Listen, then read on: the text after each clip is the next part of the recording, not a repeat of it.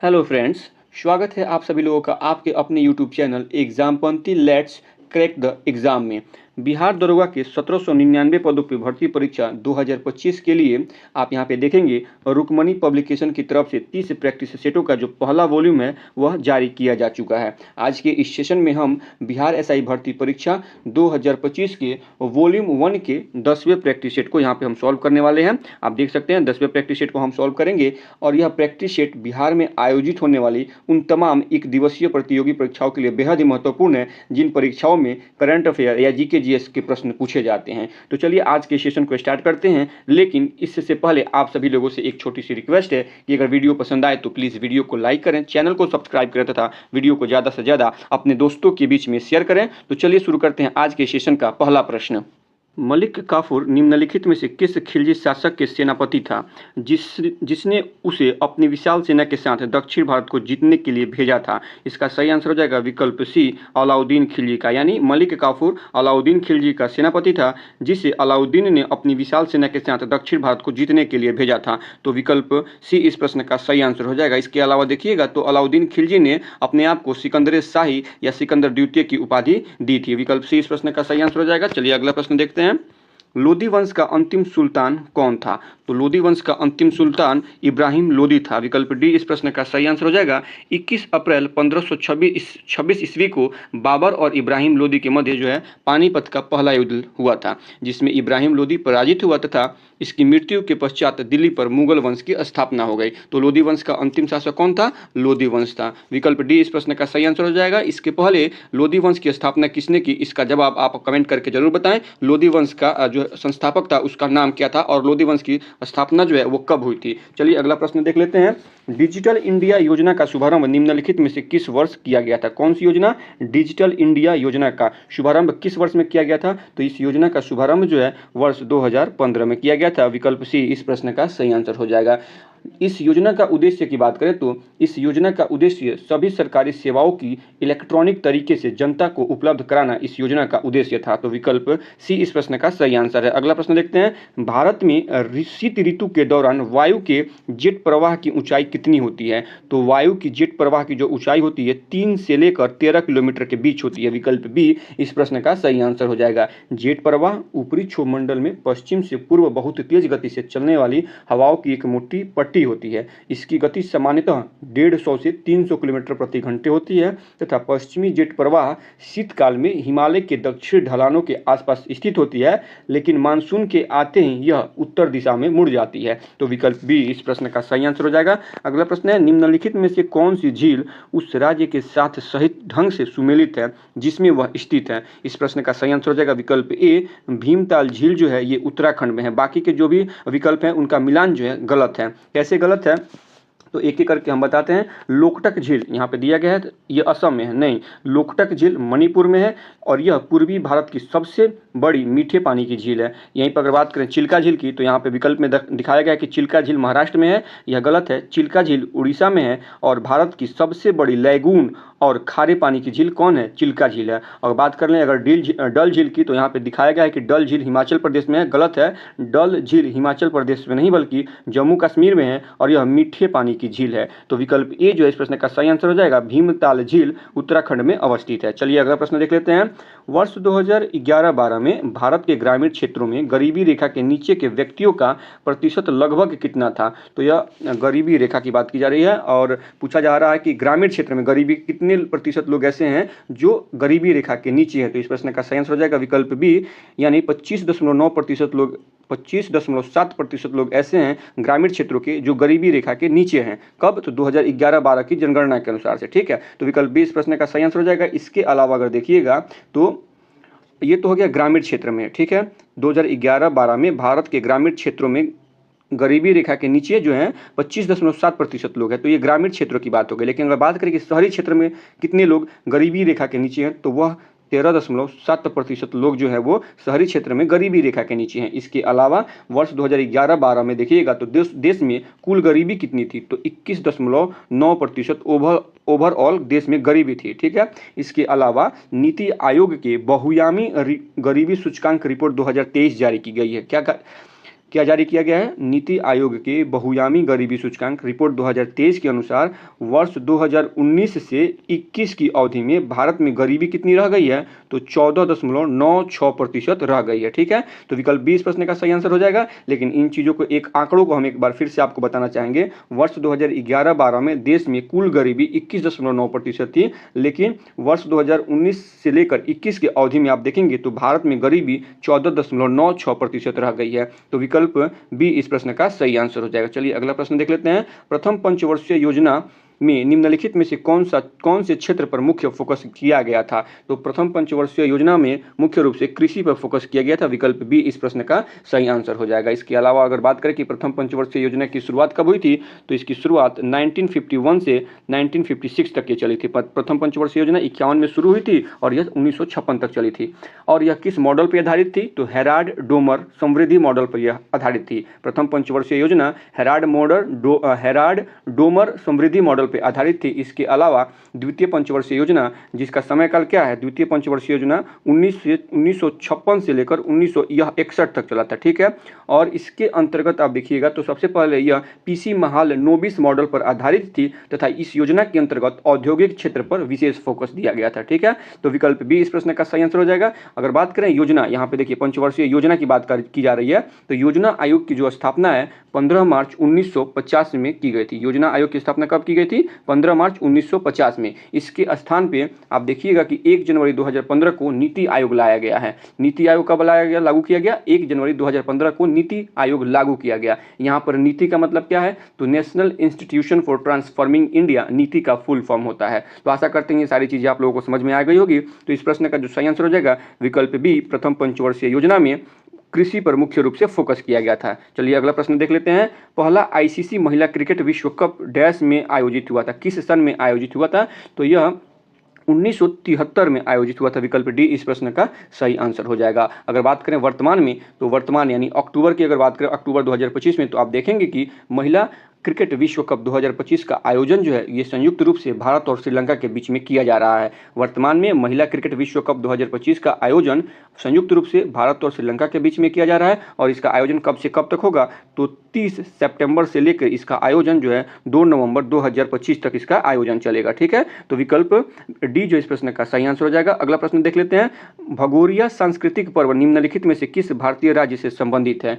तो यह मध्य प्रदेश राज्य से संबंधित है। विकल्प सी जो है इस प्रश्न का सही आंसर हो जाएगा। भगोरिया सांस्कृतिक पर्व मध्य प्रदेश राज्य से संबंधित है। यह आदिवासी त्यौहार होली के त्यौहार से 7 दिन पहले मार्च के महीने में मनाया जाता है। ठीक है, इस त्यौहार के दौरान युवा लड़का तथा लड़की को अपना जीवन साथी चुनने के बाद भागने का अधिकार होता है। यह त्यौहार भील और भिलाला जनजाति के द्वारा मनाया जाता है। तो विकल्प सी इस प्रश्न का सही आंसर हो जाएगा। भगोरिया सांस्कृतिक पर्व मध्य प्रदेश में मनाया जाता है। अगला प्रश्न देख लेते हैं। उद्योग और उसके स्थान से संबंधित निम्न में से कौन सा या कौन से युग में सुमेलित है या है? तो लौह एवं इस्पात संयंत्र उद्योग कहाँ पे है? भिलाई में है, यह कथन सही है। और दूसरा कथन है कॉटन टेक्सटाइल कहाँ पे स्थित है? तो लखनऊ में है। विकल्प डी जो इस प्रश्न का सही आंसर हो जाएगा। कथन 1 और 2 दोनों सत्य हैं। चलिए अगला प्रश्न देख लेते हैं। वायुमंडलीय अपवर्तन के कारण क्षितिज के निकट देखे जाने पर किसी तारे की आभासी स्थिति उसकी वास्तविक स्थिति से किस प्रकार होती है? पहला प्रश्न यहाँ पे है। और यह आभासी स्थिति से किस प्रकार प्रभावित होती है, जिसके परिणाम स्वरूप तारे टिमटिमाते हैं? तो इस प्रश्न का सही आंसर हो जाएगा विकल्प सी, ऊंची और बदलती। यानी एक बार हम इसे पढ़ के फिर से सुनाते हैं। वायुमंडलीय अपवर्तन के कारण क्षितिज के निकट देखे जाने पर किसी तारे की, कहाँ पे? निकट देखे जाने पे किसी तारे की आभासी स्थिति उसकी वास्तविक स्थिति से थोड़ी ऊंची होती है। कैसी होती है? यहाँ विकल्प सी में दिया गया है, थोड़ी ऊंची होती है। और यह आभासी स्थिति बदलती रहती है। क्या होती है? बदलती रहती है। तो विकल्प सी जो इस प्रश्न का सही आंसर हो जाएगा, जिसके परिणाम स्वरूप तारे टिमटिमाते हैं। तो चलिए अगला प्रश्न देख लेते हैं। प्राथमिक रंग कौन से हैं? प्राथमिक रंग कौन से हैं? तो लाहनी, इसका जो सही आंसर हो जाएगा विकल्प ए इस प्रश्न का सही आंसर हो जाएगा। लाल, हरा और नीला प्राकृतिक रंग है। ठीक है, लाल, हरा, नीला प्राथमिक रंग है। और इसके बाद पीला, मैजेंटा, सियान जो है यह द्वितीयक रंग कहलाता है। द्वितीयक रंग के उदाहरण में देखिएगा तो लाल और नीला को मिलाने से मैजेंटा बनता है, हरा और नीला को मिलाने से सियान बनता है, और लाल तथा हरा को मिलाने से पीला बनता है। जब दो रंगों को मिलाने पर श्वेत रंग प्राप्त होता है तब यह पूरक रंग कहलाता है। कौन पूरक रंग कहलाता है? जिन दो रंगों को मिलाने से श्वेत रंग प्राप्त हुआ है, तो वो दो रंग जो होते हैं वो पूरक कहलाएंगे। श्वेत प्रकाश का 7 रंगों में प्रिज्म द्वारा टूटना प्रकाश का वर्ण विक्षेपण कहलाता है। तो विकल्प ए इस प्रश्न का सही आंसर हो जाएगा। चलिए अगला प्रश्न देख लेते हैं। दो लेंस जिसकी शक्ति +12 तथा -2 डायोप्टर है, +12 तथा -2 डायोप्टर है, एक साथ मिलाकर रखे जाते हैं। संयुक्त लेंस की फोकस दूरी कितनी होगी? तो संयुक्त लेंस की फोकस दूरी 10 सेंटीमीटर होगी। विकल्प ए इस प्रश्न का सही आंसर हो जाएगा। ठीक है, तो यह 10 सेंटीमीटर कैसे होगी? तो सबसे पहले हम संयोजन की क्षमता निकाल लेते हैं। संयोजन की क्षमता क्या होती है? P होता है P1 + P2।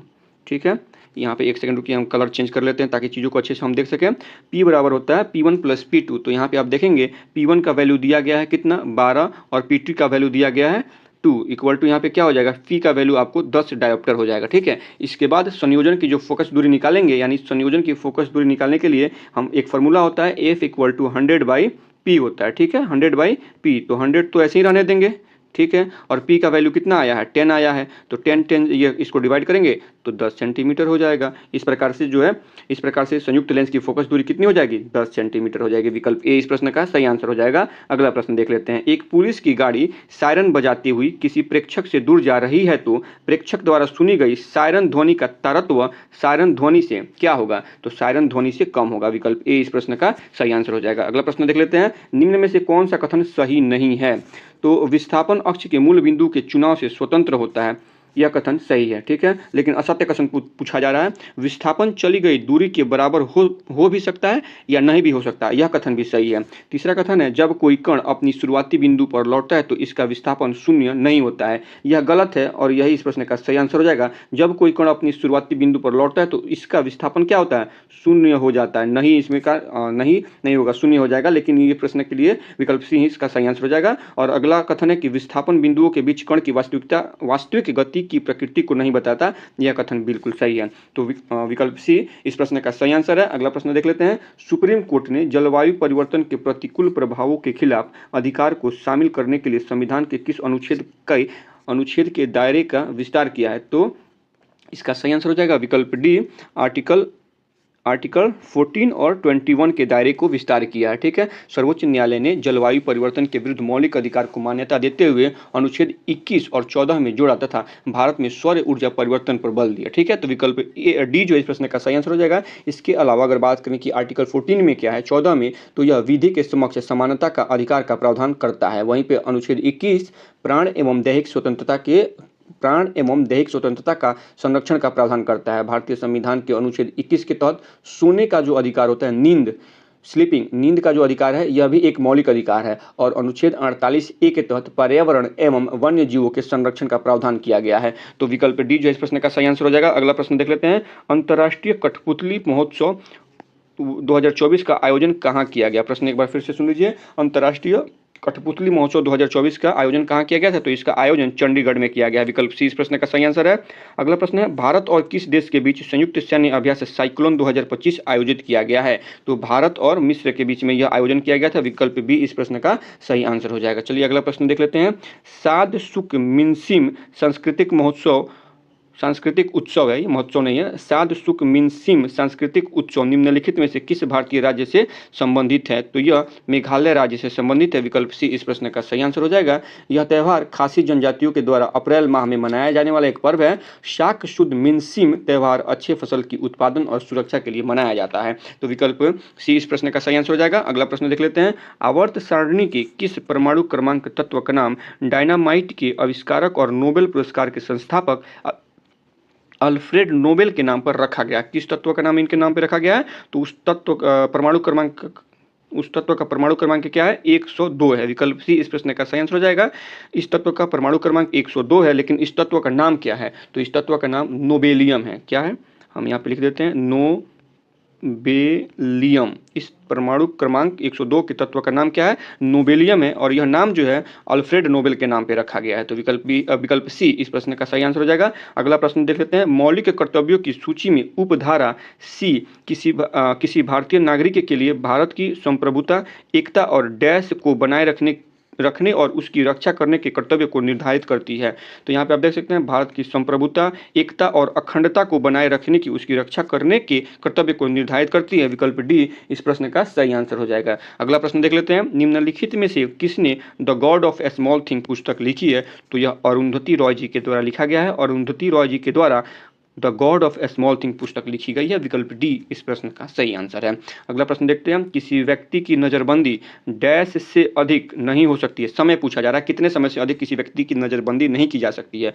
जब तक किसी उच्च न्यायालय के न्यायाधीशों से युक्त सलाहकार बोर्ड विस्तारित नज़रबंदी के लिए पर्याप्त कारण की रिपोर्ट प्रस्तुत नहीं करता है। ठीक है, तो ये समय क्या होगा? 3 माह से अधिक। आप कोई अगर प्रशासनिक इकाई है तो और अगर किसी व्यक्ति को नज़रबंद कर रहे हैं तो 3 माह से ज़्यादा उसे नज़रबंद नहीं कर सकते हैं। अगर 3 माह से ज़्यादा आप नज़रबंद करते हैं तो आपको उच्च न्यायालय के न्यायाधीश के पास जाना पड़ेगा। फिर न्यायाधीश एक सलाहकार बोर्ड की नियुक्ति करेगी। सलाहकार बोर्ड जो होगा वो आपकी तमाम रिपोर्टों को देखेगा, उसके बाद वह न्यायाधीश के सामने उस रिपोर्ट को प्रस्तुत करेगा। फिर न्यायाधीश जो है आपको 3 महीने से ज़्यादा की नज़रबंदी के लिए आपको आदेश दे सकते हैं, तब जाके आप किसी को 3 महीने से ज़्यादा नज़रबंद कर सकते हैं, अन्यथा 3 माह के बाद आपको उसे छोड़ना पड़ेगा। ठीक है, तो विकल्प बी जो इस प्रश्न का सही आंसर हो जाएगा। अगला प्रश्न देख लेते हैं, पंचायती राज व्यवस्था सबसे पहले भारत के किस राज्य में लागू हुई थी? तो यह राज्य राजस्थान में लागू हुई थी। विकल्प ए इस प्रश्न का सही आंसर हो जाएगा। सर्वप्रथम 2 अक्टूबर 1959 को राजस्थान के नागौर जिले में पंडित जवाहरलाल नेहरू के द्वारा त्रिस्तरीय पंचायत का उद्घाटन किया गया। इसके बाद देखिएगा तो 9 दिन बाद, ये तो हो गया 2 अक्टूबर को लागू किया गया था गांधी जयंती के दिन, और उसके बाद देखिएगा तो 11 अक्टूबर 1959 को आंध्र प्रदेश के महबूबनगर जिले में पंचायती राज व्यवस्था आरंभ की गई थी। अब यहाँ पे बात चल रही है पंचायती राज व्यवस्था की, तो इसके बारे में भी बात कर लेते हैं। बलवंत राय मेहता समिति ने ग्रामीण क्षेत्रों में त्रिस्तरीय पंचायत प्रणाली का सुझाव दिया था। ग्राम स्तर पर ग्राम पंचायत, ब्लॉक स्तर पर पंचायत समिति तथा जिला स्तर पर जिला परिषद की इन्होंने सिफारिश की थी। पंचायती राज व्यवस्था का शिल्पी या वास्तुकार अगर कहा जाए तो बलवंत राय मेहता जी को पंचायती राज व्यवस्था का वास्तुकार कहा जाता है। 73वें संविधान संशोधन अधिनियम 1992 द्वारा पंचायती राज संस्थाओं को संवैधानिक दर्जा प्राप्त हुआ था। तो विकल्प ए जो है इस प्रश्न का सही आंसर हो जाएगा। पंचायती राज व्यवस्था सबसे पहले भारत के राजस्थान राज्य में लागू की गई थी। चलिए अगला प्रश्न देख लेते हैं, भारतीय संविधान के किस भाग में केवल एक अनुच्छेद 51A है जो नागरिकों के लिए 11 मौलिक कर्तव्यों की संहिता से संबंधित है? कौन सा है वो भाग? तो भाग 4A है। विकल्प डी इस प्रश्न का सही आंसर हो जाएगा। संविधान के भाग 4A में एक अनुच्छेद है 51A जिसमें कि 11 मौलिक कर्तव्यों को रखा गया है। तो विकल्प डी इस प्रश्न का सही आंसर हो जाएगा। अगला प्रश्न है कि संगाई हिरण इनमें से किस भारतीय राज्य में पाई जाने वाली एक स्थानिक प्रजाति है? तो यह मणिपुर राज्य में पाई जाती है। विकल्प बी इस प्रश्न का सही आंसर हो जाएगा। अगला प्रश्न है कि स्टील अथॉरिटी ऑफ इंडिया का निगमन कब हुआ था? तो इसका निगमन 1993 में इसका निगमन हुआ था। विकल्प बी जो इस प्रश्न का सही आंसर है। अगला प्रश्न देख लेते हैं, कुसुम, शीशम, खैर, अर्जुन और शहतूत किस प्रकार की वनस्पति के प्रमुख वृक्ष हैं? तो कुसुम, शीशम, खैर, अर्जुन और शहतूत उष्णकटिबंधीय पर्णपाती वन के प्रमुख वृक्ष हैं। विकल्प डी इस प्रश्न का सही आंसर हो जाएगा, उष्णकटिबंधीय पर्णपाती वन। चलिए अगला प्रश्न देख लेते हैं, स्वच्छ जल से भरे तालाब की गहराई 18 मीटर प्रतीत होती है। यदि हवा के सापेक्ष जल का अपवर्तनांक यहाँ पे दिया गया है कितना? 4/3 हो तो तालाब में पानी की वास्तविक गहराई क्या होगी? देखिए अपवर्तनांक अगर दिया है या निकालना हो तो अपवर्तनांक का फॉर्मूला क्या होता है? वास्तविक गहराई बट्टा आभासी गहराई, यानी R/A हो जाएगा। ये क्या हो जाएगा? ये अपवर्तनांक का फॉर्मूला होता है। ठीक है, अपवर्तनांक का। तो अपवर्तनांक कितना दिया गया है? 3/4 दिया गया है, तो 3/4 हो गया। 3/4 इक्वल टू, और R क्या है? R है वास्तविक गहराई। वास्तविक गहराई हम लोगों को निकालना है, और ए जो है ये आभासी गहराई है, और जो कि दिया हुआ है 18। ठीक है, अब इसको हम सॉल्व करेंगे तो जो हमारा आर है उसका वैल्यू कितना आ जाएगा? 24 मीटर आ जाएगा। तो विकल्प बी जो इस प्रश्न का सही आंसर हो जाएगा। स्वच्छ जल से भरे तालाब की गहराई 18 मीटर प्रतीत होती है। यदि हवा के सापेक्ष जल का अपवर्तनांक 4/3 हो तो तालाब में पानी की वास्तविक गहराई क्या हो जाएगी? 24 मीटर हो जाएगी। विकल्प बी इस प्रश्न का सही आंसर है। चलिए अगला प्रश्न देख लेते हैं, दाब एक अदिश राशि है। क्यों? क्योंकि यह अभिलंब बल के घटक एवं क्षेत्रफल का अनुपात होता है तथा यह चुने गए क्षेत्रफल के आकार पर निर्भर नहीं करता, इसलिए दाब एक अदिश राशि है। विकल्प सी इस प्रश्न का सही आंसर हो जाएगा। दाब जो होता है क्षेत्रफल के घटने से बढ़ जाता है, जैसे सुई का नुकीला होना, तलवार और चाकू की धार का तेज होना। इसके अलावा दाब क्षेत्रफल के बढ़ने पे घट जाता है। दाब जो होता है क्षेत्रफल के बढ़ने पे घट जाता है, जैसे बांध का चौड़ा होना, ट्रक की टायर चौड़ी होती है, घर की नींव चौड़ी बनाई जाती है। तो विकल्प सी जो है इस प्रश्न का सही आंसर है। चलिए अगला प्रश्न देख लेते हैं। आनुवंशिकता को प्रभावित करने वाले कारकों के संबंध में मेंडल ने निम्नलिखित में से कौन सी महत्वपूर्ण खोज की थी? तो उनकी खोज थी यौन प्रजनन करने वाले जीवों में कारकों का युग्म उनके अभिलक्षणों को व्यक्त करता है। विकल्प डी इस प्रश्न का सही आंसर हो जाएगा। अगला प्रश्न देख लेते हैं। संक्षारण किस प्रकार की अभिक्रिया है? तो संक्षारण यह ऑक्सीकरण अभिक्रिया है। विकल्प डी इस प्रश्न का सही आंसर हो जाएगा। ऑक्सीकरण क्या है? जब धातुओं को वायुमंडल के संपर्क में रखा जाता है तो वायुमंडल में उपस्थित गैसों तथा नमी की उपस्थिति से धातु धीरे धीरे नष्ट होने लगती है। इसी प्रक्रिया को संक्षारण कहते हैं। संक्षारण के उदाहरण अगर देखेंगे तो लोहे पे जंग लगना, चांदी का चमक कम हो जाना, तांबे की छड़ पर हरी परत का बन जाना, यह क्या है? यह सभी संक्षारण के उदाहरण है। तो विकल्प डी इस प्रश्न का सही आंसर हो जाएगा। अगला प्रश्न देखते हैं। गन पाउडर किसका मिश्रण होता है? तो gun powder potassium nitrate, sulphur और चारकोल का मिश्रण होता है। विकल्प ए इस प्रश्न का सही आंसर हो जाएगा। अगला प्रश्न देखते हैं। अगला प्रश्न है कि राष्ट्रीय खेल पुरस्कारों में दिया जाने वाला सर्वोच्च खेल सम्मान कौन सा है? तो यह मेजर ध्यानचंद्र खेल रत्न पुरस्कार है। विकल्प डी इस प्रश्न का सही आंसर हो जाएगा। राष्ट्रीय खेल पुरस्कारों में दिया जाने वाला सर्वोच्च खेल सम्मान मेजर ध्यानचंद्र खेल रत्न पुरस्कार है। वर्ष 2024 के लिए मेजर ध्यानचंद्र खेल रत्न पुरस्कार 4 खिलाड़ियों को दिया गया है। 4 खिलाड़ियों में कौन कौन है? तो डी गुकेश को शतरंज के लिए, मनु भाकर जी को शूटिंग के लिए, हरमनप्रीत सिंह जी को पुरुष हॉकी टीम कप्तान के लिए और प्रवीण कुमार जी को पैरालंपिक में स्वर्ण पदक जीतने के लिए यह सम्मान दिया गया है। इस सम्मान की शुरुआत कब हुई थी? तो इस पुरस्कार की जो शुरुआत है राजीव गांधी खेल रत्न अवार्ड के नाम से, यह पहले 1991-92 में प्रारंभ किया गया। अर्थात जो यहाँ पे आप देख रहे हैं मेजर ध्यानचंद्र खेल रत्न पुरस्कार, इसका शुरू में नाम क्या था? राजीव गांधी खेल रत्न पुरस्कार था और इसकी शुरुआत वर्ष 1991-92 में हुई थी। लेकिन 6 अगस्त 2021 को इस पुरस्कार का नाम बदलकर मेजर ध्यानचंद्र खेल रत्न अवार्ड कर दिया गया। तो विकल्प डी इस प्रश्न का सही आंसर हो जाएगा। अगला प्रश्न देखते हैं। जनवरी 2025 में प्रधानमंत्री नरेंद्र मोदी से माइक्रोसॉफ्ट के चेयरमैन और सीईओ मिले थे, उनका नाम पूछा जा रहा है। तो माइक्रोसॉफ्ट के चेयरमैन और सीईओ कौन थे? तो सत्या नडेला थे। विकल्प सी इस प्रश्न का सही आंसर हो जाएगा। इसके अलावा सुंदर पिचाई की बात करें तो यह गूगल के सीईओ हैं मार्क जकरबर्ग, फेसबुक, इंस्टाग्राम और व्हाट्सएप, जो कि तीनों किसके अधीन चलती है? मेटा के अधीन चलती है। तो इसके मेटा के ये क्या है? अध्यक्ष हैं और सीईओ हैं मार्क जकरबर्ग। अगर वहीं पे बात करें सैम अल्टमैन की तो यह ओपन एआई के सीईओ हैं, जो कि फरवरी 2025 में केंद्रीय मंत्री अश्विनी वैष्णव से मिले थे। तो विकल्प सी जो इस प्रश्न का सही आंसर हो जाएगा। माइक्रोसॉफ्ट के चेयरमैन कौन है? सत्या नडेला। चलिए अगला प्रश्न देख लेते हैं।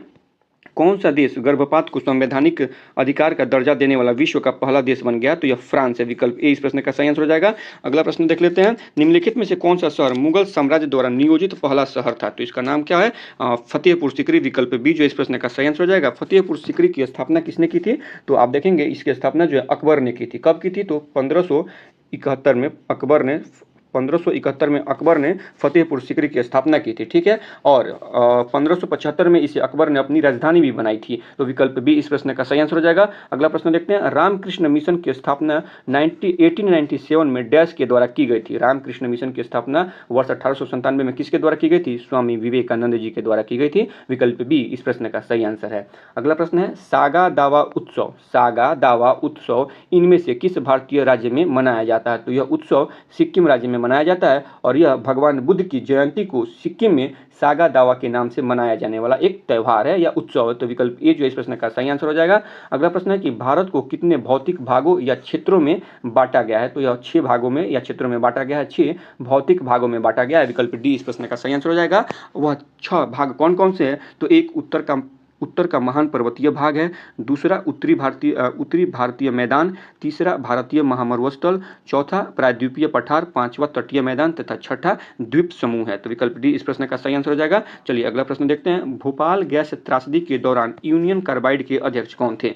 भोपाल गैस त्रासदी के दौरान यूनियन कार्बाइड के अध्यक्ष वारेन एंडरसन थे। विकल्प सी इस प्रश्न का सही आंसर हो जाएगा। यह घटना कब हुई थी? तो 2 से 3 दिसंबर 1984 को यह घटना हुई थी। भोपाल में यह घटना हुई थी। तो ये नाम से ही स्पष्ट है कि यह गैस त्रासदी कहाँ हुई थी? भोपाल में हुई थी। कब हुई थी? 1984 में। तो यह गैस त्रासदी है। तो इस घटना में कौन से गैस का रिसाव हुआ था? तो methyl iso cyanide, methyl isocyanide का इसमें रिसाव हुआ था। और जो मिथाइल आइसोसाइनाइड गैस है यह एक रंगहीन, आंसू उत्प्रेरक, ज्वलनशील गैस है जो अत्यंत ही जहरीली होती है। तो विकल्प सी इस प्रश्न का सही आंसर हो जाएगा। भोपाल गैस त्रासदी के दौरान यूनियन कार्बाइड के अध्यक्ष वारेन एंडरसन थे। चलिए अगला प्रश्न देख लेते हैं। पहले नगर निगम की स्थापना 1688 में डैश के पूर्व प्रेसिडेंसी टाउन में ब्रिटिश काल के दौरान की गई थी। तो पूछा जा रहा है कि सबसे पहले जो नगर निगम की स्थापना थी वो किस शहर में हुई है, तो इसका सही आंसर हो जाएगा विकल्प सी, यह मद्रास में इसकी स्थापना हुई थी। अगला प्रश्न देख लेते हैं। भारतीय संविधान की संघीय व्यवस्था के संबंध में निम्न में से कौन सी विशेषता सही है, तो दिए गए विकल्पों में से विकल्प डी जो है, विकल्प बी इसमें सही हो जाएगा। भारतीय संविधान की जो संघीय व्यवस्था है ये कैसी है, तो द्वैध शासन संघीय विशेषता है इसकी। विकल्प बी इस प्रश्न का सही आंसर हो जाएगा। अगला प्रश्न देख लेते हैं। स्वतंत्रता सेनानी देशबंधु चित्तरंजन दास का पेशा क्या था, तो वह पेशे से वकील थे। विकल्प सी इस प्रश्न का सही आंसर हो जाएगा। अगला प्रश्न है कि निम्नलिखित में से किन कारकों द्वारा वनों का संरक्षण किया जा सकता है, तो वनों का संरक्षण जो है वृक्षों की नियोजित कटाई के लिए इसका संरक्षण किया जा सकता है। विकल्प जो ए है, कथन एक है, यह सही होगा। उसके बाद देखिएगा तो वनों की आग पर नियंत्रण, वनों में जो आग लगती है उसको नियंत्रण के लिए वनों का संरक्षण करना जरूरी है, कथन 2 भी सही है। कथन इसके अलावा कथन 3 क्या है, वनों में सड़कों का निर्माण, नहीं, कथन गलत है, बहुत से वनों में सड़कों का निर्माण भी किया जाता है, तो ये कथन उसके लिए संरक्षण करना कोई जरूरत नहीं है। अगला है कि एकल कृषि रोपण, ये इसके लिए संरक्षण किया जाना चाहिए। तो और क्या है, नहीं, एकल कृषि संरक्षण नहीं, कथन 4 नहीं होगा, कथन 4 नहीं होगा। कथन 5 देखते हैं। वन रोपण और पुनर्वनीकरण को बढ़ावा देने के लिए इसका संरक्षण किया जाना चाहिए, और वन एवं वन उत्पादों का उचित उपयोग हो इसके लिए भी संरक्षण किया जा सकता है। मवेशियों के चरने के लिए भूमि साफ करना, नहीं, ये नहीं हो सकता है। तो इस प्रकार से देखिएगा तो कथन 1, 2, 5 और 6, कथन 1, 2, 5 और 6 अर्थात विकल्प सी जो इस प्रश्न का सही आंसर हो जाएगा। चलिए अगला प्रश्न देखते हैं। भारतीय संविधान के अनुच्छेद 80 के अनुसार भारत में राज्यसभा में सदस्यों की अधिकतम संख्या कितनी होनी चाहिए, राज्यसभा में सदस्यों की संख्या कितनी होनी चाहिए, 250 होनी चाहिए। विकल्प बी इस प्रश्न का सही आंसर हो जाएगा। चलिए और इसके अलावा देखिएगा तो भारतीय संविधान के अनुच्छेद 80 में इसका प्रावधान है कि भारत की राज्यसभा में सदस्यों की अधिकतम संख्या 280 होनी चाहिए, और राष्ट्रपति द्वारा राज्यसभा में 12 व्यक्ति को मनोनीत किया जाता है जो कला, साहित्य, विज्ञान और समाज सेवा के क्षेत्र में उत्कृष्ट उपलब्धि हासिल किए हैं, उनको राष्ट्रपति मनोनीत करते हैं। ठीक है। और आर्टिकल 64 के अनुसार राज्यसभा का सभापति कौन होता है, उपराष्ट्रपति होते हैं। तो विकल्प बी इस प्रश्न का सही आंसर है। अगला प्रश्न है कि तांबे का अयस्क निम्न में कौन होता है, तो तांबे का अयस्क निम्न में मेलेकाइट होता है। विकल्प बी इस प्रश्न का सही आंसर हो जाएगा। अगला प्रश्न है निम्न में से किसे बटन सेल कहा जाता है, निम्न में से किसे बटन सेल कहा जाता है, तो यह मरकरी सेल को बटन सेल कहा जाता है। विकल्प सी इस प्रश्न का सही आंसर हो जाएगा। अगला प्रश्न देख लेते हैं। CH2 double bond, CH single bond, CH double bond, CH2 में कितने सिग्मा और कितने सिग्मा बंध है ये पूछा गया है। तो इसमें कुल मिला के 9 सिग्मा बंध हैं। देखिए अगर इसको हम इसका स्ट्रक्चर बनाते हैं तो CH2 है, तो पहले तो C बनेगा और यहाँ पर हाइड्रोजन कितने हैं, 2 हाइड्रोजन है। ठीक है, 2 हाइड्रोजन है तो 1 हाइड्रोजन आप यहाँ पे लगा दीजिए, 1 हाइड्रोजन को यहाँ पे, डबल बॉन्ड है तो डबल बॉन्ड यहाँ पे हम दे दिए। ठीक, उसके बाद क्या है, कार्बन के 4 अणु हैं। सबसे पहले कार्बन को तो 1 यहाँ पे हो गया, 2 ये, उसके बाद फिर डबल बॉन्ड, फिर ये सिंगल बॉन्ड, 1 2 3 4, बीच में एक सिंगल बॉन्ड है। 1 मिनट रुक जाइए। कार्बन का एक तो ये हो गया, दूसरा डबल बॉन्ड के साथ ये हो गया, एक सिंगल बॉन्ड और फिर डबल बॉन्ड है। ठीक है, सिंगल बॉन्ड फिर डबल बॉन्ड और ये कार्बन हो गया। और यहाँ पे हम फिर एक एक करके हाइड्रोजन को यहाँ पे बिठाते चले जाएंगे। तो ये यहाँ पे हाइड्रोजन हो गया, फिर यहाँ पे 1 हाइड्रोजन और यहाँ पे 2 हाइड्रोजन रहेगा। ठीक है, यहाँ पे 2 हाइड्रोजन रहेगा। चलिए तो जहाँ जहाँ सिग्मा बॉन्ड डबल, जहाँ जहाँ बॉन्ड डबल है वहाँ पे बॉन्ड सिग्मा बॉन्ड और पाई होगा, और जहाँ पे बॉन्ड सिंगल है वहाँ पे सिर्फ सिग्मा बॉन्ड होगा, सिग्मा होगा। तो ये रहा आपका, यहाँ पे 1 सिग्मा हो गया, 1 सिग्मा यहाँ पे हो गया, 1 सिग्मा यहाँ पे 1 सिग्मा, और फिर 1 सिग्मा यहाँ पे, 1 सिग्मा यहाँ पे। ठीक है, और यहाँ पे देख लेंगे तो 1 सिग्मा डबल बॉन्ड है तो 1 सिग्मा है, 1 पाई है। यहाँ पे सिंगल बॉन्ड है तो यहाँ पे 1 सिग्मा है, और यहाँ पे डबल बॉन्ड है तो 1 सिग्मा और 1 पाई है। तो कुल मिलाकर 1 2 3 4 5 6 7 8 9, तो यहाँ पे टोटल कितने सिग्मा हो गए, 9 सिग्मा बंद है। तो विकल्प सी जो इस प्रश्न का सही आंसर है। अगला प्रश्न देखते हैं। अमोनियम क्लोराइड का घोल किसे प्रभावित करता है, अमोनियम क्लोराइड का जो घोल होता है वह नीले लिटमस को लाल कर देता है। विकल्प ए इस प्रश्न का सही आंसर हो जाएगा। अगला प्रश्न देखते हैं।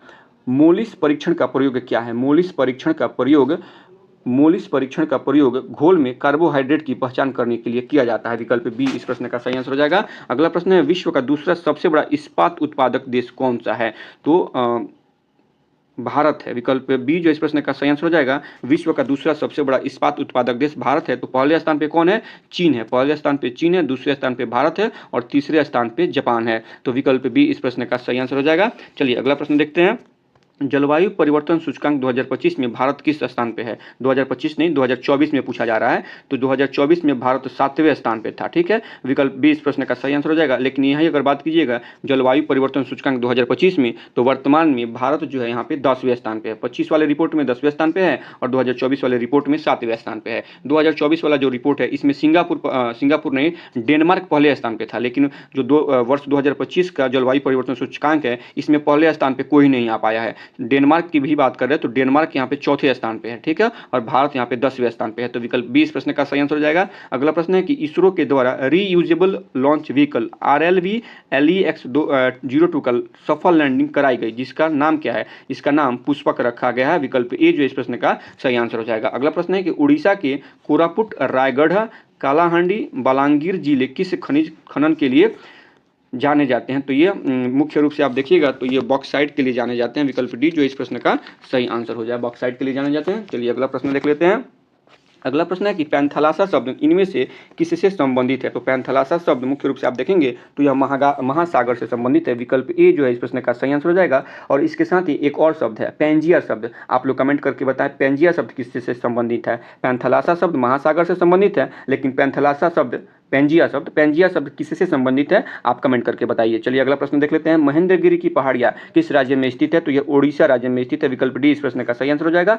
नुब्रा, श्योक और हुंजा नदी किसकी सहायक नदी है? यह सिंधु की सहायक नदी है। विकल्प बी इस प्रश्न का सही आंसर हो जाएगा। इसके अलावा अगर देखिएगा तो सिंधु की कुछ प्रसिद्ध सहायक नदियों में सतलज, ब्यास, रावी, चिनाब तथा झेलम है। क्या है? सतलज, ब्यास, रावी, चिनाब तथा झेलम सिंधु की कुछ प्रमुख सहायक नदियां हैं। ठीक है, तो विकल्प बी इस प्रश्न का सही आंसर है। अगला प्रश्न है कि भारतीय संविधान की निम्नलिखित में से कौन सी विशेषता संयुक्त राज्य अमेरिका के संविधान से ली गई है? तो यह मौलिक अधिकार जो है संयुक्त राज्य अमेरिका से लिया गया है। मौलिक कर्तव्य कहाँ से लिया गया है? तो सोवियत रूस से मौलिक कर्तव्य लिया गया है। ठीक है, तो विकल्प बी जो इस प्रश्न का सही आंसर हो जाएगा। भारतीय संविधान में आप देखिएगा कि जो मौलिक अधिकार हैं वो कहाँ से लिए गए हैं? संयुक्त राज्य अमेरिका से लिए गए हैं। अगला प्रश्न है कि प्रथम वित्त आयोग का गठन डैश की अध्यक्षता में राष्ट्रपति के 22 नवंबर 1951 दिनांकित आदेश के तहत किया गया था। किसके अध्यक्षता में? तो केसी नियोगी जी की अध्यक्षता में ये लिया गया था। विकल्प डी जो इस प्रश्न का सही आंसर हो जाएगा। अगला प्रश्न देखते हैं। केंद्रीय बजट के हिस्से के रूप में पहला आर्थिक सर्वेक्षण किस वर्ष प्रस्तुत किया गया था? प्रश्न एक बार फिर से सुनिएगा कि केंद्रीय बजट के हिस्से के रूप में पहला आर्थिक सर्वेक्षण किस वर्ष प्रस्तुत किया गया था? तो यह वर्ष 1950-51 में प्रस्तुत किया गया था। विकल्प डी इस प्रश्न का सही आंसर हो जाएगा। अगला प्रश्न है निम्नलिखित में से किस राज्य में नेस्ले इंडिया लिमिटेड ने 1961 में अपना पहला कारखाना स्थापित किया था? तो यह पंजाब राज्य में इसने अपना पहला कारखाना स्थापित किया था। विकल्प बी इस प्रश्न का सही आंसर हो जाएगा। अगला प्रश्न पूछा जा रहा है कि नाबार्ड का फुल फॉर्म क्या होता है? तो नाबार्ड का फुल फॉर्म होता है national bank for agricultural and rural development. विकल्प सी इस प्रश्न का सही आंसर हो जाएगा। इसके अलावा अगर देखिएगा तो नाबार्ड की जो स्थापना है यह शिवरमन कमेटी, इस कमेटी को याद रखिएगा। नाबार्ड की जो स्थापना है वह शिवरमन कमेटी की संस्तुति पर छठी पंचवर्षीय योजना के दौरान 12 जुलाई 1982 में इसकी स्थापना हुई थी और नाबार्ड का मुख्यालय मुंबई में स्थित है। इस प्रकार से नाबार्ड का फुल फॉर्म क्या होता है? National bank of agricultural rural development. विकल्प सी इस प्रश्न का सही आंसर है। अगला प्रश्न देखते हैं।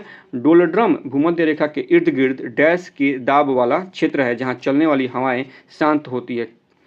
कैसा, किस दाब वाला क्षेत्र है? तो यह निम्न दाब वाला क्षेत्र है। विकल्प सी जो इस प्रश्न का सही आंसर हो जाएगा। डोलड्रम भूमध्य रेखा के इर्द गिर्द निम्न दाब वाला क्षेत्र है जहां चलने वाली हवाएं शांत होती है। विकल्प सी इस प्रश्न का सही आंसर हो जाएगा। अगला प्रश्न है निम्न में से कौन सा पद मासिक धर्म की समाप्ति को संदर्भित करता है? इसका सही आंसर हो जाएगा विकल्प ए रजनोवृत्ति। यहाँ पे देखिए रजनोवृत्ति से तो आप नहीं समझ पाएंगे, लेकिन अगर आपकी इसकी इंग्लिश देखेंगे मेनोपॉज, पॉज यहाँ पे आप समझ सकते हैं। पॉज मतलब क्या होता है? किसी चीज़ को रोकना, चलती, हाँ किसी चीज़ को रोकना। तो कोई चीज़ रुक जाती है तो एक तरह से आप समझ सकते हैं कि यहाँ पे जो मासिक धर्म है वो रुक गया है, यानी मेनोपॉज हो गया है। ठीक है, यानी रजनोवृत्ति हो गई है। तो विकल्प ए जो इस प्रश्न का सही आंसर हो जाएगा। अगला प्रश्न देखते हैं। मानव शरीर के कौन से अंग में लसिका कोशिकाएं बनती हैं? तो दीर्घ अस्थि में लसिका कोशिकाएं बनती हैं। विकल्प बी जो इस प्रश्न का सही आंसर हो जाएगा। अगला प्रश्न देख लेते हैं।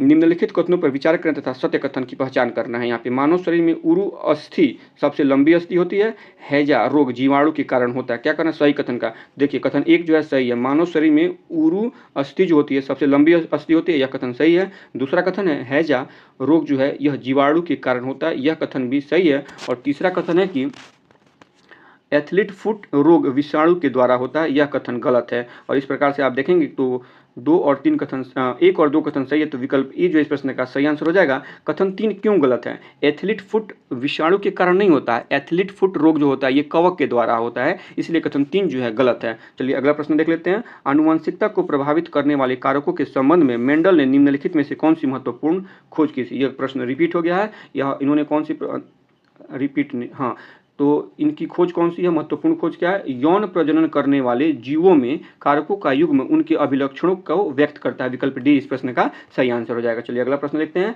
भारत का पहला राष्ट्रीय डॉल्फिन अनुसंधान केंद्र कहाँ स्थापित किया गया है? तो यह बिहार में स्थापित किया गया है, और बिहार में पटना में खासकर स्थापित किया गया। विकल्प बी जो है इस प्रश्न का सही आंसर हो जाएगा। इसके अलावा अगर देखिएगा तो भागलपुर के विक्रमशिला में, यानी बिहार के ही भागलपुर में विक्रमशिला में गंगा डॉल्फिन अभयारण्य स्थित है। इसके अलावा भारत सरकार द्वारा गंगा डॉल्फिन को वर्ष 2009 में भारत का राष्ट्रीय जलीय जीव घोषित किया गया है। तो विकल्प बी ए जो है इस प्रश्न का सही आंसर हो जाएगा। भारत का पहला राष्ट्रीय डॉल्फिन अनुसंधान केंद्र बिहार में स्थित है। चलिए अगला प्रश्न देख लेते हैं। कौन सा यूरोपीय देश नाटो का नवीनतम अर्थात 32वां सदस्य बना है? तो इसका सही आंसर हो जाएगा विकल्प बी, स्वीडन बना है। स्वीडन को किस नंबर का सदस्य है? तो 32 नंबर का सदस्य है। और फिनलैंड देखिएगा तो यह 31वां सदस्य है। नाटो का 31वां सदस्य फिनलैंड है और नाटो का 32वां सदस्य स्वीडन बना है। तो विकल्प बी इस प्रश्न का सही आंसर हो जाएगा। अगला प्रश्न देख लेते हैं। 30 दिसंबर 2024 को लॉन्च किए गए इसरो के PSLV C60 मिशन का मुख्य उद्देश्य क्या था? तो इसका मुख्य उद्देश्य अंतरिक्ष विकरण, इसका मुख्य उद्देश्य अंतरिक्ष डॉकिंग तकनीक का प्रदर्शन करना था। विकल्प बी इस प्रश्न का सही आंसर हो जाएगा। अंतरिक्ष डॉकिंग तकनीक का प्रदर्शन करना था, ठीक है।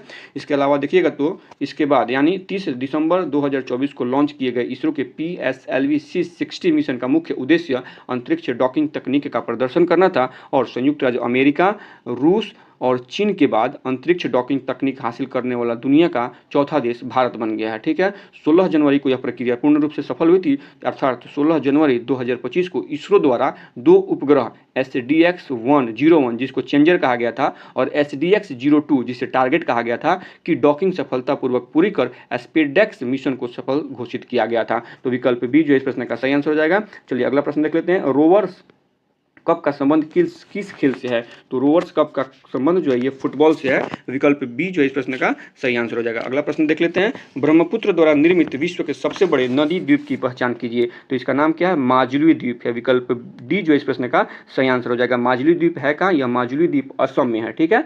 तो माजुली द्वीप दुनिया का सबसे बड़ा नदी द्वीप है जो असम में ब्रह्मपुत्र नदी के मध्य में बसा हुआ है। यह अपनी जैव विविधता के लिए प्रसिद्ध है और माजुली को असम का 33वां जिला घोषित किया गया है। इसके साथ ही यह देश का पहला नदी द्वीपीय जिला बन गया है। तो विकल्प डी इस प्रश्न का सही आंसर है। अगला प्रश्न देख लेते हैं। भारत के किन 3 शहरों में उच्च न्यायालयों की स्थापना सबसे पहले की गई थी? तो कोलकाता, बॉम्बे और मद्रास में इन तीनों जगहों पर सबसे पहले उच्च न्यायालयों की स्थापना की गई थी। विकल्प बी इस प्रश्न का सही आंसर हो जाएगा। इसके अलावा स्थापना ये कब की गई थी? तो 1861 में की गई थी। 1861 में इनकी स्थापना की गई थी। इसके अलावा 1773 के रेगुलेटिंग एक्ट के माध्यम से कलकत्ता में सुप्रीम कोर्ट की स्थापना 1774 में हुई थी, जिसमें एक मुख्य न्यायाधीश तथा 3 अतिरिक्त अन्य न्यायाधीश थे। तो जो मुख्य न्यायाधीश थे उनका नाम क्या था? एलिजा एम्पे। ये पूछा जाता है। 1773 के रेगुलेटिंग एक्ट के द्वारा जब कलकत्ता में सुप्रीम कोर्ट की स्थापना हुई थी तो उसके मुख्य न्यायाधीश का नाम बताइए। ये क्वेश्चन बहुत बार आता है और खासकर बीपीएससी में बहुत बार पूछा गया है। तो उनका नाम था एलिजा इम्पे, उनका नाम था।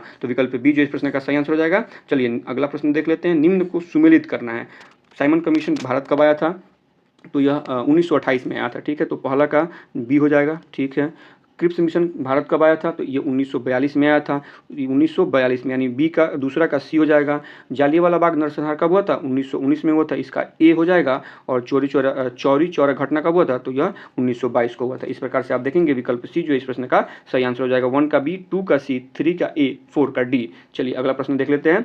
भारतीय भाषा संस्थान कहाँ स्थित है? डैश। इस प्रश्न का सही आंसर हो जाएगा विकल्प बी, मैसूर में स्थित है। भारतीय भाषा संस्थान मैसूर में स्थित है। अगला प्रश्न है कि निम्नलिखित में से किस राज्य में पंचमढ़ी बायो रिजर्व स्थित है? तो यह मध्य प्रदेश राज्य में स्थित है। विकल्प डी इस प्रश्न का सही आंसर हो जाएगा। अगला प्रश्न है भारत हैवी इलेक्ट्रिकल्स लिमिटेड का निगमन निम्न में से किस वर्ष हुआ था? तो इसका निगमन जो है 1964 में हुआ था। विकल्प ए इस प्रश्न का सही आंसर हो जाएगा। अगला प्रश्न है नाभिकीय कमान प्राधिकरण, नीति आयोग, कैबिनेट की नियुक्ति समिति तथा परमाणु ऊर्जा विभाग, अंतरिक्ष विभाग और क्रमिक लोक सेवा एवं पेंशन मंत्रालय का प्रमुख इनमें से कौन होता है? प्रश्न एक बार फिर से सुनिएगा, प्रश्न थोड़ा सा लंबा है इसलिए एक बार फिर से हम रिपीट कर देते हैं। नाभिकीय कमान प्राधिकरण, नीति आयोग, कैबिनेट की नियुक्ति समिति, परमाणु ऊर्जा विभाग, अंतरिक्ष विभाग और कार्मिक लोक शिकायत एवं पेंशन मंत्रालय का प्रमुख इनमें से कौन होता है? तो इन सारे कैबिनेटों का जो इन सब का जो प्रमुख होता है वो मुख्यमंत्री होते हैं। विकल्प सी इस प्रश्न का सही आंसर हो जाएगा। अगला प्रश्न है निम्नलिखित में से किस वर्ष में भारतीय टोल अधिनियम पारित किया गया था? तो यह वर्ष 1851 में पारित किया गया था। विकल्प ए इस प्रश्न का सही आंसर है। अगला प्रश्न है कि राज्यसभा में भारत के राष्ट्रपति द्वारा कितने सदस्यों को मनोनीत किया जाता है? 12 सदस्यों को मनोनीत किया जाता है। विकल्प बी इस प्रश्न का सही आंसर हो जाएगा। अगला प्रश्न है कोलेस्ट्रॉल क्या होता है? कोलेस्ट्रॉल क्या होता है? तो यह जंतु वसा में उपस्थित वसीय अल्कोहल होता है। विकल्प सी इस प्रश्न का सही आंसर हो जाएगा। अगला प्रश्न देख लेते हैं किशमिश जैसे सूखे फल जब पानी में डुबो दिए जाते हैं तो उसमें पानी भरकर वो फूल जाता है।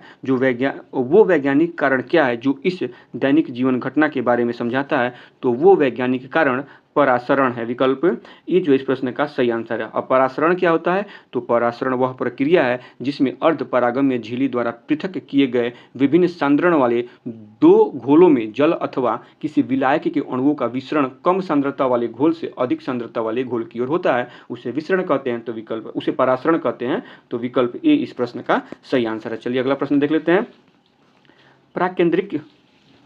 प्राक केंद्रिक कोशिका यानी प्रोकैरियोटिक सेल की कुछ विशेषताओं का उल्लेख नीचे किया गया है। दिए गए विकल्पों से गलत विकल्प का चयन करना है। झिल्लीबद्ध कोशिकांगों की मौजूदगी, यही गलत है। विकल्प ए जो है इस प्रश्न का सही आंसर हो जाएगा क्योंकि यह गलत है। बाकी अत्यंत छोटा आकार होता है, यह सही है। एकल गुणसूत्र होता है, यह भी सही है। और इसका नाभिकीय क्षेत्र केंद्रकाभ कहलाता है, यह भी सही है। पहला ही स्टेटमेंट गलत है। झिल्ली बंद कोशिकांग की मौजूदगी नहीं, कोशिकांग झिल्ली अनुपस्थित होती है। इसमें अगर प्रोकैरियोटिक कोशिका के कुछ गुणों की बात करें तो इसमें कोशिकांग झिल्ली अनुपस्थित होती है और बिना झिल्ली के कोशिकांग होता है। माइटोकॉन्ड्रिया एवं अंतःप्रद्रवी जालिका नहीं पाई जाती है। इसमें 70s राइबोसोम पाए जाते हैं। तो विकल्प ए जो इस प्रश्न का सही आंसर हो जाएगा। अगला प्रश्न देख लेते हैं। बजट 2025-26 में जारी ज्ञान भारत मिशन का मुख्य उद्देश्य क्या है? तो ज्ञान भारत मिशन का मुख्य उद्देश्य भारत की प्राचीन पांडुलिपियों का डिजिटलीकरण और संरक्षण करना है। बजट 2025-26 में जारी ज्ञान भारत मिशन का मुख्य उद्देश्य भारत की प्राचीन पांडुलिपियों का डिजिटलीकरण करना और संरक्षण करना है। तो विकल्प बी इस प्रश्न का सही आंसर हो जाएगा। अगला प्रश्न है कि 18वीं लोकसभा के अध्यक्ष कौन है? तो 18वीं लोकसभा के अध्यक्ष ओम बिरला साहब है। विकल्प ए जो इस प्रश्न का सही आंसर हो जाएगा। और 17वीं लोकसभा के अध्यक्ष भी ओम बिरला ही थे। तो चलिए अगला प्रश्न देख लेते हैं। भारत और मंगोलिया के बीच 21वां बहुराष्ट्रीय सैन्य अभ्यास खान क्वेस्ट 2024 का आयोजन कहाँ किया गया है? यह उलान बटार मंगोलिया में किया गया है। 21वां का तो किया ही गया है, साथ ही 22वें बहुराष्ट्रीय सैन्य अभ्यास खान क्वेस्ट का भी आयोजन जो है उलान बटार मंगोलिया में ही किया गया है। तो विकल्प ए जो इस प्रश्न का सही आंसर हो जाएगा। अगला प्रश्न है गंगा की किस सहायक नदी को बिहार का शोक कहा जाता है? तो गंगा की सहायक कोसी नदी को बिहार का शोक कहा जाता है। अगला प्रश्न देख लेते हैं। फरवरी 1922 में किस घटना ने महात्मा गांधी को अपना असहयोग आंदोलन समाप्त करने के लिए प्रेरित किया? उस घटना का नाम क्या था? चौरी चौरा घटना। विकल्प सी जो इस प्रश्न का सही आंसर हो जाएगा और जो कि फरवरी 1922 में घटित हुआ था। ठीक है, 5 फरवरी 1922 को गोरखपुर जिले के चौरी चौरा नामक स्थान पर असहयोग आंदोलनकारियों ने क्रोध में आकर थाने में आग लगा दी, जिससे एक थानेदार एवं 21 सिपाहियों की मृत्यु हो गई। इस घटना से दुखद होकर गांधी जी ने 12 फरवरी 1922 ईस्वी को असहयोग आंदोलन स्थगित कर दिया। तो विकल्प सी इस प्रश्न का सही आंसर हो जाएगा। अगला प्रश्न है कि लौह एवं इस्पात उद्योग भारत के किस क्षेत्र में सर्वाधिक मौजूद है? तो यह छोटा नागपुर के पठार में सर्वाधिक मौजूद है? विकल्प सी इस प्रश्न का सही आंसर हो जाएगा। छोटा नागपुर का पठार उत्तर पूर्व में राजमहल की पहाड़ी, उत्तर में हजारीबाग का पठार तथा दक्षिण में रांची का पठार है। इन तीनों संरचनाओं का संयुक्त रूप से एक होना छोटा नागपुर पठार का निर्माण करता है। तो विकल्प सी जो इस प्रश्न का सही आंसर हो जाएगा। अगला प्रश्न देख लेते हैं। भारत के पहले मेडिकल कॉलेज की स्थापना डैश के काल में की गई? किसके काल में की गई थी? तो लॉर्ड विलियम बेंटिंक के काल में। वर्ष 1835 में लॉर्ड विलियम बेंटिक के काल में कलकत्ता में मेडिकल कॉलेज की स्थापना की गई थी। कहाँ पे? कलकत्ता में। ठीक है, तो विकल्प बी इस प्रश्न का सही आंसर हो जाएगा। अगला प्रश्न है, इनमें से कौन सा प्राथमिक घाटे के बराबर होता है? तो राजकोषीय घाटा में से ब्याज भुगतान को अगर निकाल लेंगे तो प्राथमिक घाटा हमें प्राप्त हो जाएगा। तो विकल्प 20 प्रश्न का सही आंसर हो जाएगा। यहाँ से देखिएगा तो कुछ प्रश्न के मैथ के प्रश्न दिए गए हैं, तो चलिए हम इनका आपको सिर्फ आंसर बताते चलेंगे। 93 का सही आंसर हो जाएगा विकल्प सी 13,855 रुपये। 94 का सही आंसर हो जाएगा विकल्प डी 4,000 रुपये। अगला प्रश्न देख लेते हैं 95 का सही आंसर हो जाएगा विकल्प सी 308 सेंटीमीटर स्क्वायर। 96 का जो सही आंसर हो जाएगा, 96 का सही आंसर हो जाएगा ये 450 गैलन। ठीक है, अगला प्रश्न देख लेते हैं। किसी संख्या की 72% 90 है तो संख्या कितनी है? तो यहाँ पे हम इसको इजीली सॉल्व कर सकते हैं। मान लीजिए कि संख्या बराबर x हो गई, तो x का 72% क्या हो जाएगा? 72% बराबर 90 ले लीजिए।